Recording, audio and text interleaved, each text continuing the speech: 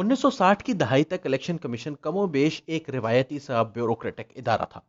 पहले, दूसरे, तीसरे और चौथे चीफ इलेक्शन कमिश्नर नौकरे शाह थे। जस्टिस अब्दुल सत्तार पहले जज थे जो अप्रैल 1969 में चीफ इलेक्शन कमिश्नर बने। इन्होंने 1970 के इंतखाबात खुश असलूबी से करवाए और 16 जनवरी 1971 को सुबकदोश हो गए। मगर 1973 के आईन के मुताबिक कमीशन की सरबराही के लिए सुप्रीम कोर्ट का जज होना लाजमी करार पाया, क्योंकि इस मनसब की शरायत मुलाजमत और इख्तियार और तनज़ुली वही तय किए गए जो अदालत उज़्मा के किसी भी जज के लिए मखसूस है। कई बरस बाद एक तरमीम के जरिए किसी भी सीनियर ब्यूरोक्रेट को कमीशन का सरबराह बनाने की राह हमवार हो गई। इस एतबार से सिकंदर सुल्तान राजा गुज़िश्ता 52 बरस में पहले चीफ इलेक्शन कमिश्नर हैं जिनका ताल्लुक अदलिया के बजाय नौकरे शाही से है। 14 अगस्त 1973 को नाफिज होने वाले आईन के तहत जस्टिस वजीहुद्दीन अहमद के वालिद पहले चीफ इलेक्शन कमिश्नर तैनात हुए, मगर 2.5 माह बाद ही सुबकदोश हो गए। इनके बाद जस्टिस सज्जाद अहमद जान, वसीम सज्जाद के वालिद, चीफ इलेक्शन कमिश्नर बने और जुलाई 1977 तक इस ओहदे पर फाइज रहे। इन्हीं के दौर में मार्च 1977 के मुतनाज़ा पार्लिमानी इंतखाब के नतीजे में भुट्टो हुकूमत माजूल हुई और ज़ियाउल हक का मार्शल लॉ नाफिज हुआ। ज़िया दौर में गैर जमाती बुनियादों पर 3 बल्दियाती इंतखाबात 1979, 83, 87 और फरवरी 1985 में मुल्की पार्लिमानी तारीख के पहले गैर जमाती आम इंतखाबात मुनक्किद हुए। अलबत्ता दिसंबर 1984 का सदारती रेफरेंडम गुज़िश्ता तमाम इंतखाबी मशकों पर बाजी ले गया। रेफरेंडम का सवाल जलेबी की तरह सीधा, निहायत तवील और मुख्तसर और अपने तईं ज़ूद हज़म था। क्या आप पाकिस्तान के कवानीन कुरान और सुन्नत के ताबे करने और नजरिया पाकिस्तान के तहफ़्फ़ुज़ के लिए सदर पाकिस्तान जनरल मोहम्मद ज़ियाउल हक के इक़दामात की तायीद करते हैं, और क्या आप चाहते हैं कि यह अमल जारी रहे और इसके बाद मुंतखब अवामी नुमाइंदों को इक़्तिदार की मुंतकिली हो सके? अगर आपका जवाब हाँ में है तो फिर अगले 5 बरस के लिए जनरल ज़ियाउल हक सदर पाकिस्तान रहेंगे। इसे कहते हैं दिखाना सज्जा ते मारना खब्बा। यह सवाल इस मफरूजे के तहत डिजाइन किया गया कि इस मुल्क के 13 करोड़ अवाम निरे गधे हैं जिन्हें सवाल के अंदर पोशीदा नीयत सुझाई नहीं देगी। गोया यह सवाल अवामी जहानत को बराह रास्त चैलेंज था।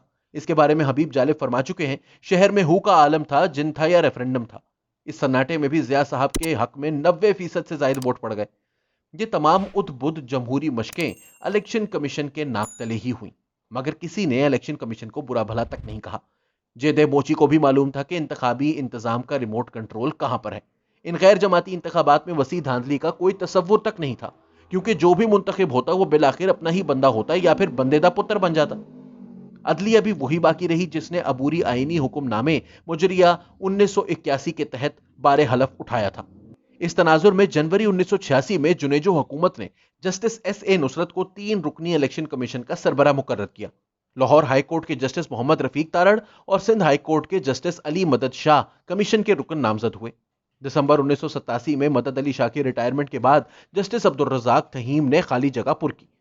नवंबर 1988 का इलेक्शन हो के अक्टूबर 1990 के इंतखाबात के, अक्टूबर 1993 के इंतखाबात के, फरवरी 1997 के इंतखाबात, ये चारों इलेक्शन भी किसी ना किसी इलेक्शन कमीशन नहीं करवाए।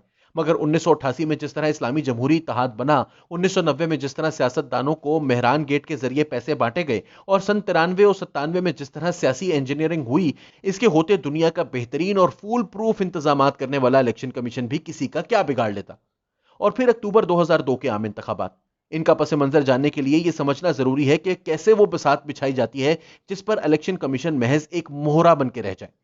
अबूरी आईनी हुक्मनामे के तहत जनवरी 2000 में हलफ उठाने से इनकार करने वाले जस्टिस सईदुज़्ज़मा सिद्दीकी की जगह लेने वाले सुप्रीम कोर्ट के नए चीफ जस्टिस इरशाद हसन खान के तहत पहला बुनियादी काम यह हुआ कि 12 रुकनी बेंच ने जनरल परवेज मुशर्रफ को 13 मई 2000 के दिन 3 बरस की मोहलत दे दी कि वो आइन में नजरिया जरूरत के तहत जरूरी तरमीम कर सकते हैं, मगर इन्हें इस मुद्दत में इंतखाबात भी करवाने होंगे।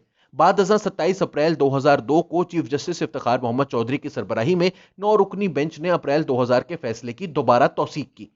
जस्टिस इरशाद हसन खान 6 जनवरी 2002 को चीफ जस्टिस के ओहदे से सुबकदोश हुए। 9 दिन बाद 15 जनवरी उन्होंने चीफ इलेक्शन कमिश्नर के ओहदे का हलफ उठा लिया। इस ओहदे पर वो 10 जुलाई 2004 तक मुतमक्किन हुआ।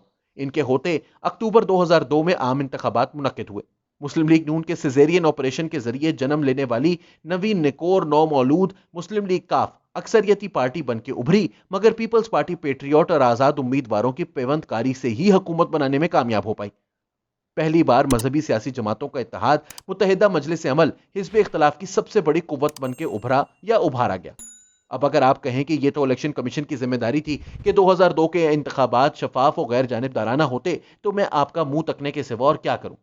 جسٹس ارشاد حسن خان کے بعد جسٹس عبدالحمید ٹوگر قائم مقام چیف الیکشن کمشنر بنے، اور انہوں نے اپنے مختصر دور میں بس 2006 کے بلدیاتی انتخابات ہی کروائے۔ ان کے بعد جسٹس قاضی محمد فاروق چیف الیکشن کمشنر بنے۔ انہی کے دور میں بے نظیر بھٹو کی شہادت کے بعد 18 فروری 2008 کو عام انتخابات ہوئے، یوسف رضا گیلانی کی حکومت قائم ہوئی، پرویز مشرف کی رخصتی ہوئی اور آصف زرداری نے صدر کا عہدہ سنبھالا۔ 2008 کے انتخابی نتائج پر کم و بیش ہر فریق نے اطمینان کا اظہار کیا۔ اس میں الیکشن کمیشن کی کاوشوں سے کہیں اہم عنصر یہ تھا کہ اس بار طاقت کے اصل مرکز نے کم از کم انتخابی عمل کی حد تک غیر جانبدار رہنے کا فیصلہ کیا تھا، اور یہ فیصلہ 2013 کے آخر تک برقرار رہا۔ کسی بھی الیکشن کمیشن یا کمشنر پر اندھا دھند گولہ باری کرنے سے پہلے اس الیکشن کمیشن کے ارد گرد کے ماحول اور آزادیوں کا سیاق و سباق پیش نظر رکھنا ضروری ہے، ورنہ کرے کوئی بھرے کوئی والا معاملہ ہو جاتا ہے۔ گزشتہ اور زیر نظر مضمون کو اگر آپ جوڑ کے پڑھیں تو شاید ایک ہی نتیجہ برآمد ہوگا۔ سب چاہتے ہیں کہ الیکشن کمیشن نہ صرف مکمل خود مختار ہو، بلکہ اس خود مختاری کا اطلاق بھی کرے، مگر مجھ پر نہیں، دوسرے پر۔